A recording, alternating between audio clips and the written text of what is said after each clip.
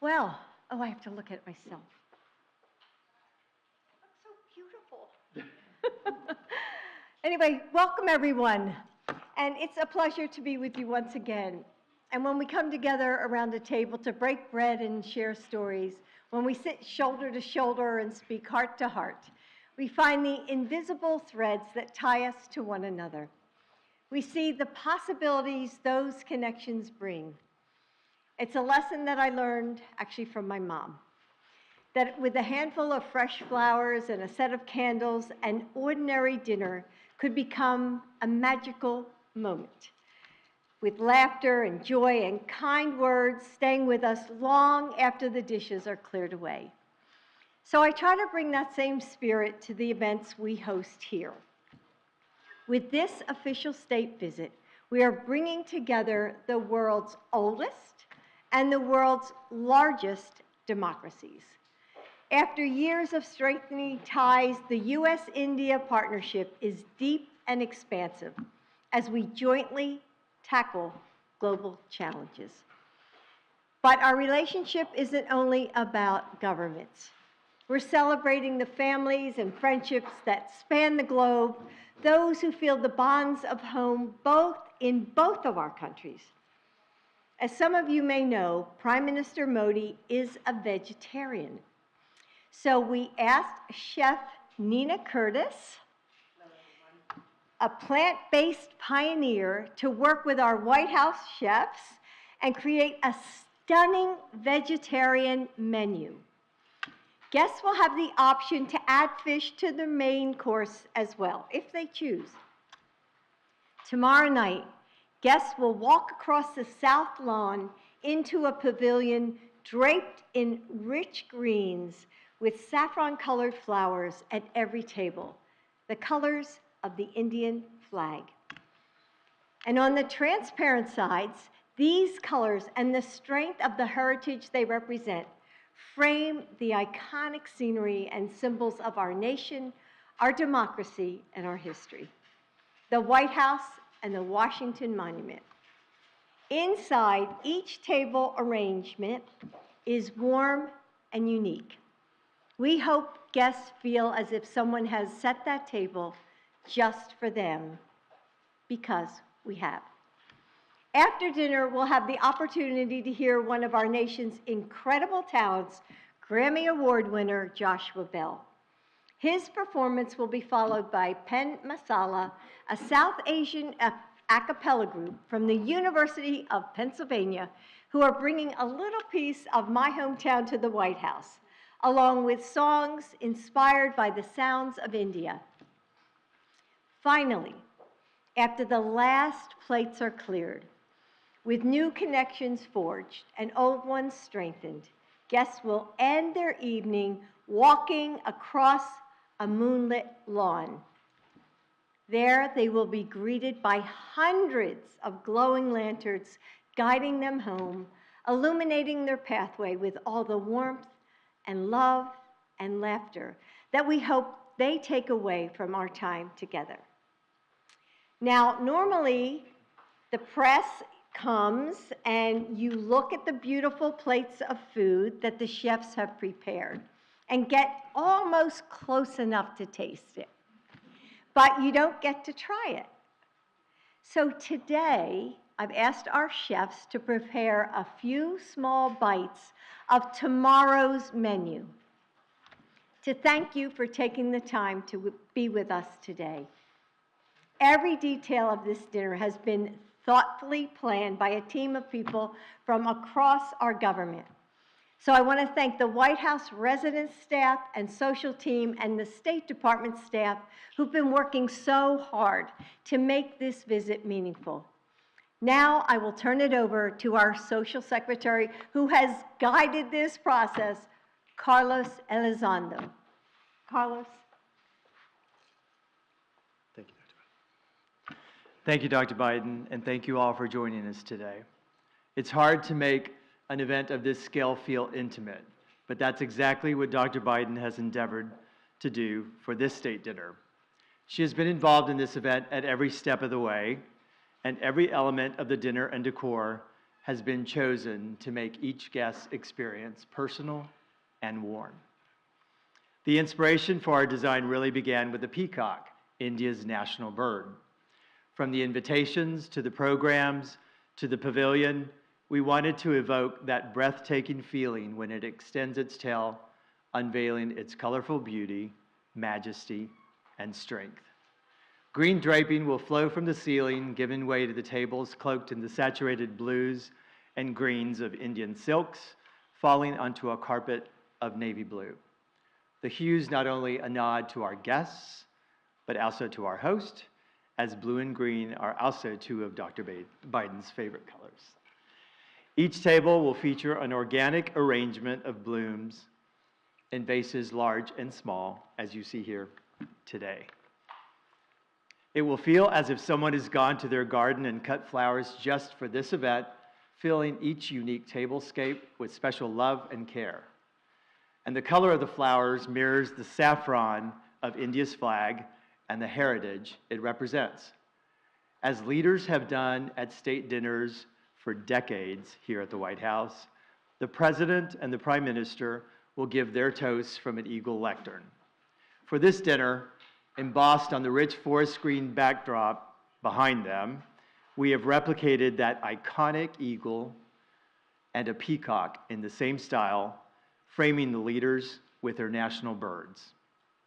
And in the peacock's talons, stalks of millets, a nod to India's successful campaign to declare 2023 the International Year of Millets. And around them, lotus flowers, important symbols in India, their gleaming petals reminding us that each day our nations bloom stronger and are more radiant together.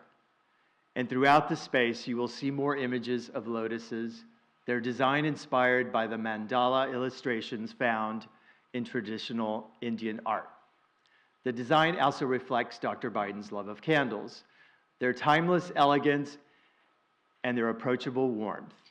Guests will be guided to the pavilion by their flickering light, just visible in the fading sunlight. And the dinner itself will be lit with sparkling candlelight. I would like to thank David Stark and his entire team at David Stark Design and Production, who have just been amazing to work with. David, thank you. Yes, thank you. Thank you for bringing your talent, thoughtfulness, and innovation to this project.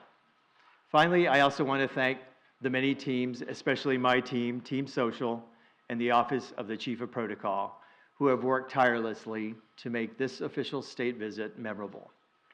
As Dr. Biden mentioned, she chose her menu as a nod to the Prime Minister. The dishes will mirror the decor, infusing the cuisine and Indian flavors and culture like millets and saffron.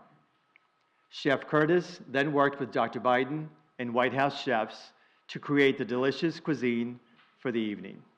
So now it is my pleasure to introduce Chef Nina Curtis.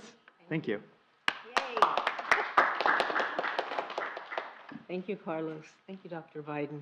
Hello, everyone. That was quiet. Oh, my goodness. You guys haven't been with me long enough. Hello, everyone. Hello. Thank you, thank you. You must understand the pressure I'm understanding here before you. But it's a kind of pressure that is also an elation, because when you are asked by the First Lady to come and join her at the White House, it's an experience that I hope many chefs get to have. I am so excited, and it gives me great pleasure to preview tomorrow's anticipated state dinner menu in honor of the Republic of India. This is definitely a pinnacle moment in my career, and truly a pleasure to be able to work with the First Lady and help her to bring her culinary vision to life, alongside Executive Chef Chris Comerford and Executive Pastry Chef Susie Morrison. We have curated a menu that really showcases the best in American cuisine, also then seasoned with Indian elements and flavors. As a native Californian, my ancestry runs deep there, but my parents were very, very instrumental in my foodscape and how I identified food. I grew up with ethnic diversity, rich cultural influences, and fusion food. My dad a chef, and my mom a great cook, really exposed me to the diversity of flavor, textures, and taste. Throughout my culinary career, I have witnessed the remarkable power that food has as an equalizer. A meal lovingly prepared and shared has an enchanting ability to transcend differences, forge connections, and strengthen bonds. Tomorrow's dinner encapsulates this philosophy as we serve this curated menu that allows guests from both countries to experience something of the other's culture. It's summertime. It's my favorite season as a chef because there's this bounty of fruits and vegetables that I get to share with you. They are light, they're refreshing, they're satisfying, and yes, satiating. So this is what we're going to be celebrating. We're also very excited that India is leading efforts to celebrate International Year of the Millets, and we've incorporated millets, marinated millets, into our menu and weaved Indian cuisine elements throughout the menu. So without further ado, have I whet your appetite yet? That doesn't sound too like you need to hang out with me longer. Without further ado, let's dig into the menu. Thank you.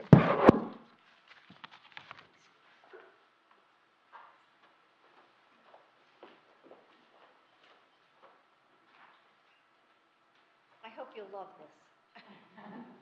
Will the president ask for the sea bass, or will he stick with the mushroom? We'll see. Keeps me in suspense. Yeah.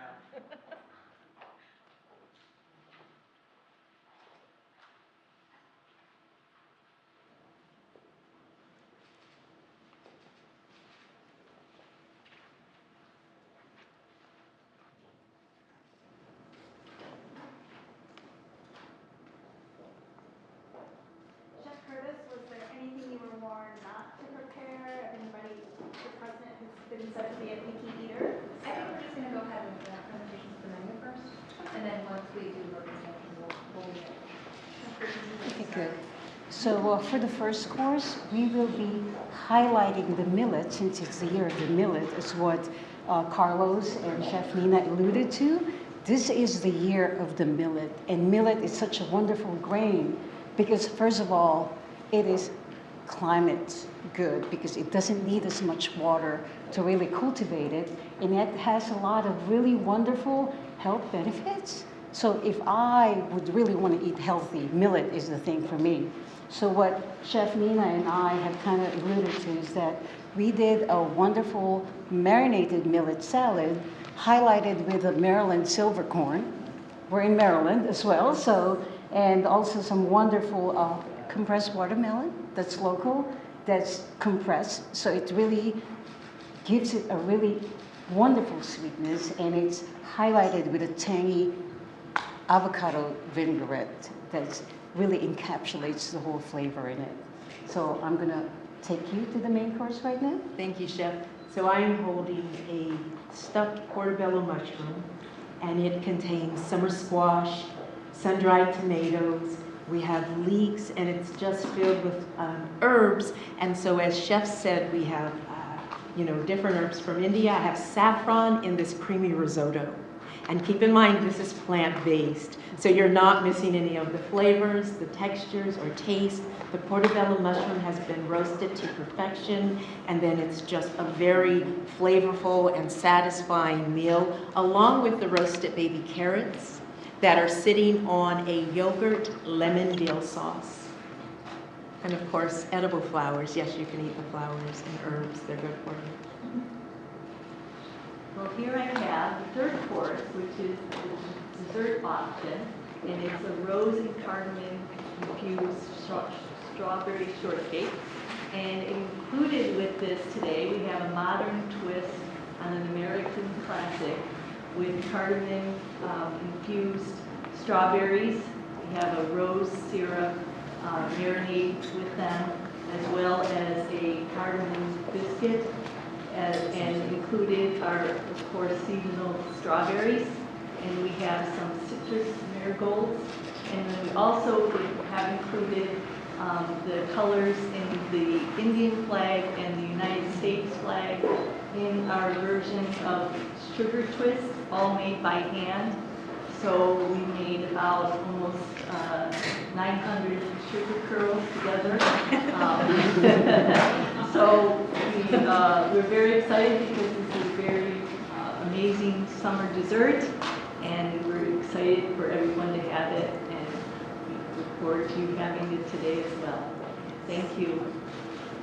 Okay.